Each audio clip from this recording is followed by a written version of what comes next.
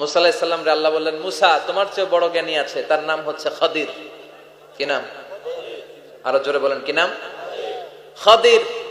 উনি কোন জায়গায় বসলে ওখানে ঘাস লতা পাতা যদি শুকনো থাকতো, ওনার বরকতে ওগুলো সবুজ হয়ে যেত, এজন্য ওনার নাম খদির। কিন্তু আমরা বলি খিজির।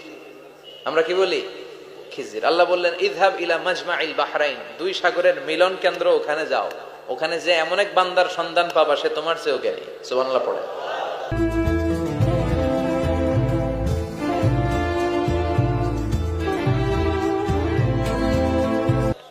আর আল্লাহও চায় আপনি আপনারা ছোট করেন। আল্লাহর এটা দেখতে বড্ড ভালো লাগে যে আমার বান্দা ছোট হয়ে থাকতে চায়। মান তাওয়াদা তারাফা, যে নিচে নামতেছে আল্লাহ টাইনা উঠায়, আর যে উঠতেছে আল্লাহ থাপ্পড় মেরে নিচে নামায়। কথা কন।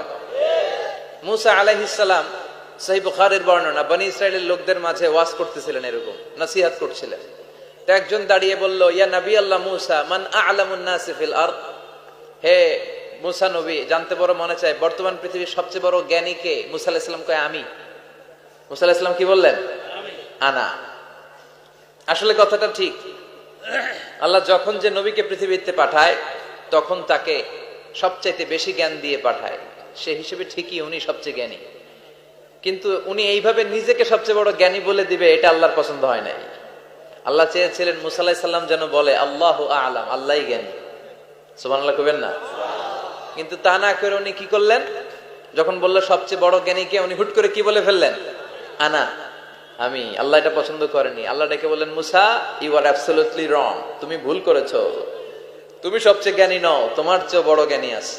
সুবহানাল্লাহ পড়ে। তার মানে জানার কোনো শেষ নাই, জাননেওয়ালার উপর জাননেওয়ালা আছে। আর সবচেয়ে বড় জাননেওয়ালা কে? মুসা আলাইহিস সালাম রে আল্লাহ বললেন, মুসা তোমার চেয়ে বড় জ্ঞানী আছে, তার নাম হচ্ছে খদির। কি নাম? আরো জোরে বলেন, কি নাম? খদির। উনি কোন জায়গায় বসলে ওখানে ঘাস লতা পাতা যদি শুকনো থাকতো, ওনার বরকতে ওগুলো সবুজ হয়ে যেত, এজন্য ওনার নাম খদির। কিন্তু আমরা বলি খিজির। আমরা কি বলি? খিজির। আল্লাহ বললেন, ইযহাব ইলা মাজমাইল বাহরাইন, দুই সাগরের মিলন কেন্দ্র, ওখানে যাও, ওখানে যে এমন এক বান্দার সন্ধান পাবা সে তোমার চেয়েও জ্ঞানী। সুবহানাল্লাহ পড়ে। তাহলে আমি সবচেয়ে বড় জ্ঞানী, আমি আল্লামা, এটা বলতে পারে শয়তান। চিল্লা এখন ঠিক কিনা? এজন্য আমরা যেন নিজেকে নিজে সবসময় ছোট করে উপস্থাপন করি, তাহলে আল্লাহর দরবারে আপনি বড় হয়ে যাবেন। কথা বুঝতে পেরেছেন? আল্লাহ আমাদের সবাইকে কথাগুলো বুঝার ও আমল করার তৌফিক দান করুক। আমরা পড়ি আমিন। কমে যাবে। উনজুরু ইলা মান হুয়া আসফালা মিনকা, তোমার চেয়ে যে খারাপ অবস্থায় আছে একটু তাকাও না, একটু তাকাও, তোমার চারিপাশেই আছে। যে মুহূর্তে আমরা কথা শুনছি এই মুহূর্তে অনেকে হাসপাতালের বেডে শুয়ে শুয়ে চিৎকার করছে, মৃত্যুর প্রহর গুনছে। ক্যান্সার, দুরারোগ্য ব্যাধি, যার নাই কোনো অ্যান্সার।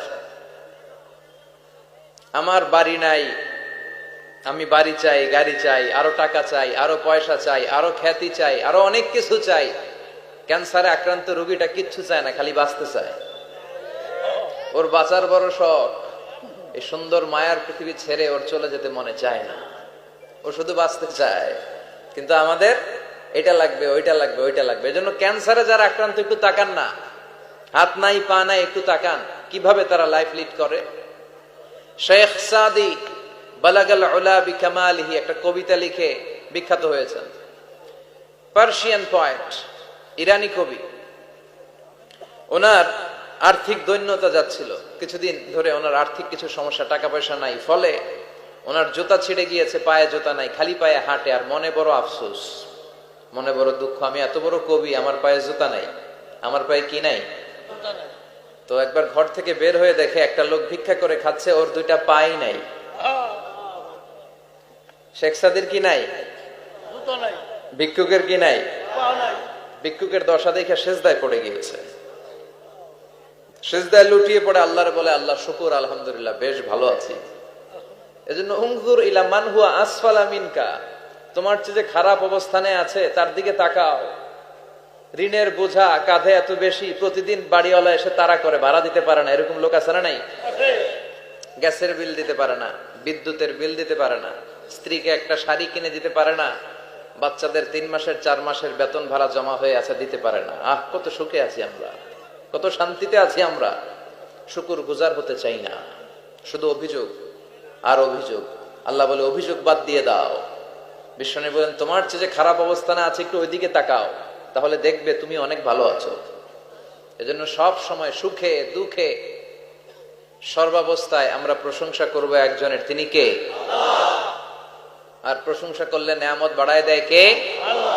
আর প্রশংসা না করলে শাস্তির জন্য অপেক্ষা করতে হবে। যাহারাল ফাসাদু ফিল বাররি ওয়াল বাহরি বিমা কাসাবাত আইদিন নাস। জলে স্থলে যে জলোচ্ছ্বাস, ভূমিকম্প, অগ্নিকাণ্ড, খরা, দুর্ভিক্ষ এগুলো চলে, এই মহামারী, নানা ধরনের নতুন রোগ, এগুলো আমাদের হাতের কামাই।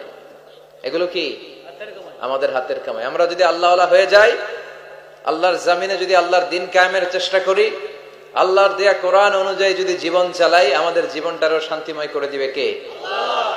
আমাদের ধর্মের নামই তো শান্তি। ধর্মের নাম কি? ইসলাম। ইসলাম মানে কি? বিশ্বনবী রাজা বাদশাদের কাছে যখন চিঠি লিখতেন, তিনি প্রথমে শান্তির কথা শোনাতেন। সুবহানাল্লাহ পড়েন। দেখেন কত সুন্দর ধর্ম। আর আমাদেরকে ওরা শান্তি শিখায়, আমাদেরকে মানবাধিকার শিখায়। মানবাধিকারের কথা, শান্তির কথা মানায় একজনের মুখে, তিনি হচ্ছেন মুহাম্মদ সাল্লাল্লাহু। গোটা বিশ্ব তার কাছে ঋণী, তার কাছে কৃতজ্ঞ। তিনি শুধু দিয়েছেন, নেন নাই। সুবহানাল্লাহ পড়েন। তিনি বলেছেন সালামুন আলা মানিত্তাবা আল হুদা। যাদের কাছে বিশ্বনবী চিঠি পাঠাতেন তিনি লিখতেন সালাম, মানে শান্তি। শুরুতেই শান্তি কাদের প্রতি? আলা মানিত্তাবা আল হুদা, যারা হেদায়েতকে অনুসরণ করে। রাজা বাদশাদের কাছে বিশ্বনবী চিঠি পাঠাতেন, শান্তির বাণী পাঠাতেন, তারপর লিখতেন আসলিম তাসলাম। ইসলাম মানো শান্তিতে থাকবা, তাহলে আল্লাহর দরবারে আপনি বড় হয়ে যাবেন। কথা বুঝতে পেরেছেন? আল্লাহ আমাদের সবাইকে কথাগুলো বুঝার ও আমল করার তৌফিক দান করুক। আমরা পড়ি আমিন।